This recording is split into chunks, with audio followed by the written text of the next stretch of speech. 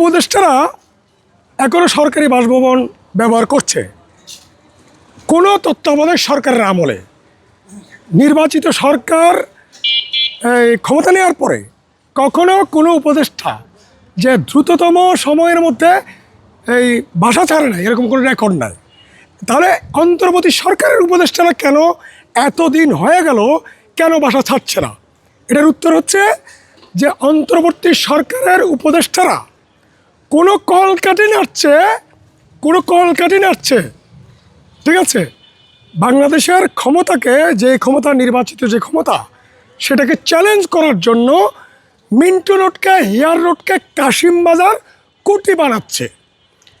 আমি আহ্বান করব নির্বাচিত সরকারের প্রতি, ওনাদেরকে 24 ঘন্টার একটা নোটিশ দেন, ঠিক আছে?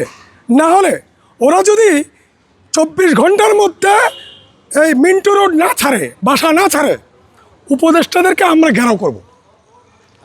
গ্রহণ করতে পারে না এবং নির্বাচিত সরকারের মন্ত্রীদের কাছে তারা বাসাগুলো ফেরত দিতে বাধ্য। আর যদি একদিন যদি এই উপদেষ্টারা মিন্টু রোডে থাকে, তাহলে আমরা নাগরিকদের জায়গা থেকে কর্মসূচি দিতে বাধ্য হতে পারি।